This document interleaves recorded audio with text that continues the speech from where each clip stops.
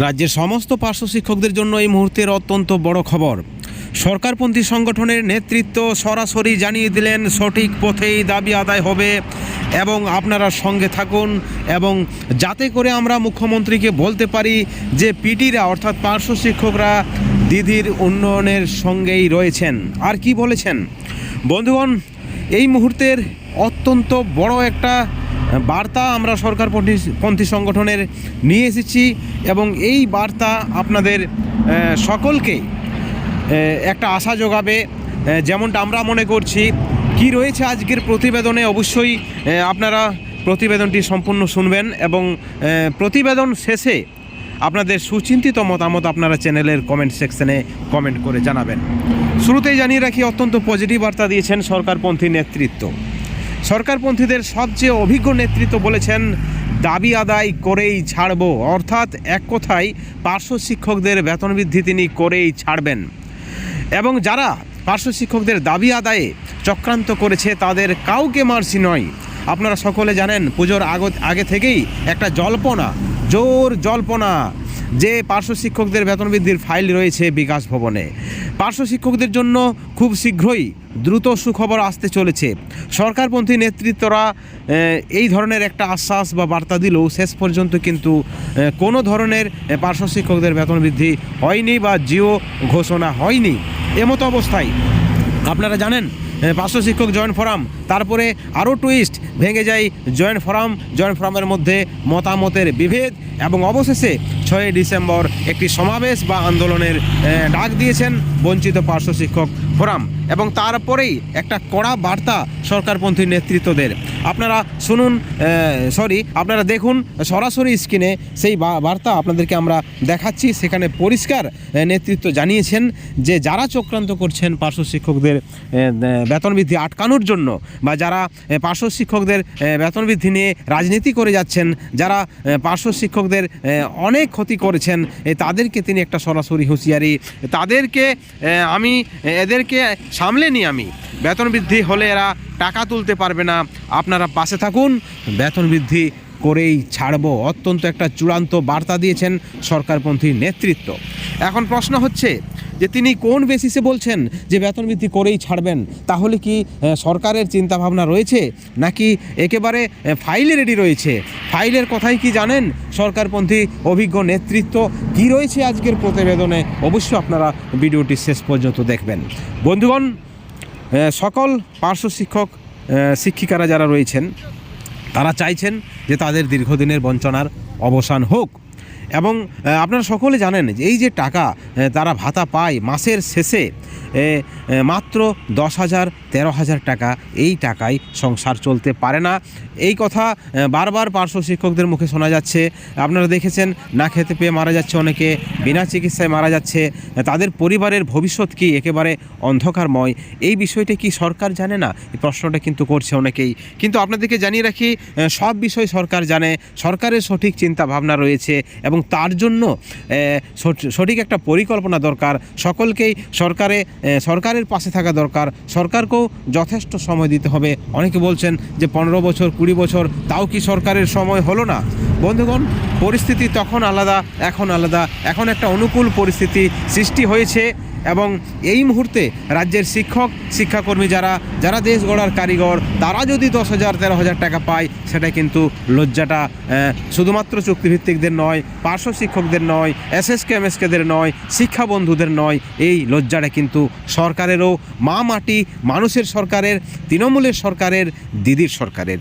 এমতো অবস্থায় অত্যন্ত একটা কড়া বার্তা দিয়েছেন সরকারপন্থী নেতৃত্ব, কারণ সরকারকে পাশে থাকার বার্তা যেমন দেওয়া হয়েছে, এবং সেখানে সেই বিশ্বাসটা সরকারের রাখতে হবে, কারণ অনেক কাঠখড় পুড়িয়ে এবং অনেক দিন পর সরকারের একটা বিশ্বাস জন্মেছে, বা সরকারের প্রতি একটা যে মনোভাব রয়েছে রাজ্যের পার্শ্ব শিক্ষকদের, সেখানে সরকারও কোথাও না কোথাও পজিটিভ, অর্থাৎ এই যে চিন্তা ভাবনা, এই অনুকূল পরিস্থিতি, এই ধরনের একটা সুসম্পর্ক বা যাই বলবেন আপনারা আপনাদের নিজের মতো করে, সেই সম্পর্কটা কিন্তু সহজেই ভেঙে দেওয়া যাবে না বা সহজেই নষ্ট করে দেওয়া যাবে না। তার জন্যই নেতৃত্ব চূড়ান্ত বার্তা দিয়েছেন।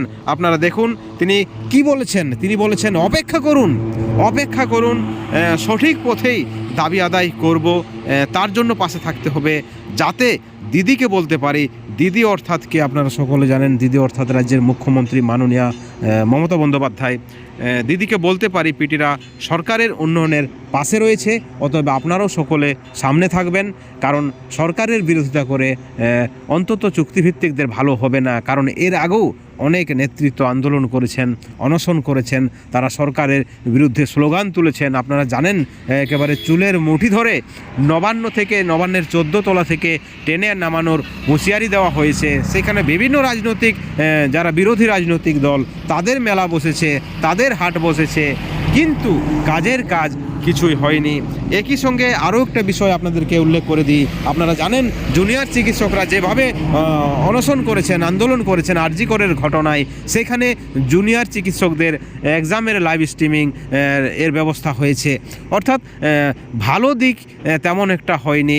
সরকারের সঙ্গে পাঙ্গা কোথাও না কোথাও এই মুহূর্তে যারা চুক্তিভিত্তিক শিক্ষাকর্মী যারা রয়েছেন, যারা এসএসএম কর্মী রয়েছেন বা যারা পার্শ্ব শিক্ষক রয়েছেন, তারা কিন্তু নিতে চাইছেন না। তারা সরকারকে আরও কিছুটা দিন সময় দিতে চাইছে, এবং সেখানে সরকারপন্থী নেতৃত্বরাও বলছেন যে শিক্ষামন্ত্রী দেখা করবেন, মুখ্যমন্ত্রীর সঙ্গেও একটা সাক্ষাতের সম্ভাবনা রয়েছে।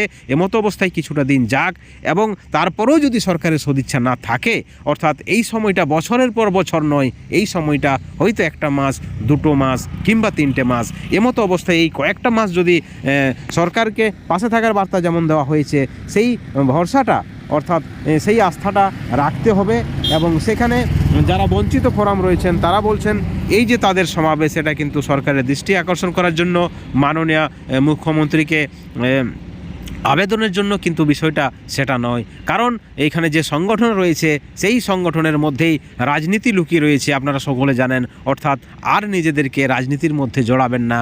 আপনারা রাজনীতি করুন, রাজনীতিতে বাধা নেই, কিন্তু পার্শ্ব শিক্ষকদের নিয়ে বা পার্শ্ব শিক্ষকদের নামে আর রাজনীতি করবেন না। কারণ একবার এই দাবি আদায়টা করে নিন, তারপরে হয়তো আপনারা সরাসরি ময়দানে নামুন রাজনীতির, তাতেও কিন্তু আপত্তি থাকছে না রাজ্যের 48,000 পার্শ্ব শিক্ষক এবং শিক্ষিকাদের। অর্থাৎ সকলেই চাইছেন কোনো রকমভাবে বেঁচে থাকতে, এবং এইবার যদি দাবি আদায় না হয়, সরকার এবারও যদি পার্শ্ব শিক্ষকদের দাবি পূরণ না করে, পর্যাপ্ত পরিমাণে বেতন বৃদ্ধি না করে, 1-3-2024 স্লেব অনুযায়ী যদি ভাতা বৃদ্ধি বা বেতন বৃদ্ধি না করে, তাহলে কিন্তু পার্শ্ব শিক্ষকদের পরিবার একেবারে ভেসে যাবে এবং চরম দুর্দশার মধ্যে থাকতে হবে পার্শ্ব শিক্ষকদের। সেখানে কিন্তু কারোও কিছু করার থাকছে না।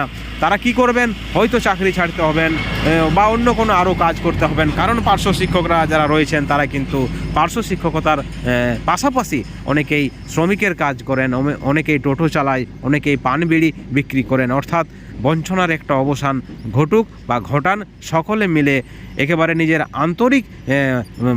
আন্তরিক দিক থেকে বিচার করুন, যাতে করে 48,000 পরিবার বেঁচে যায়।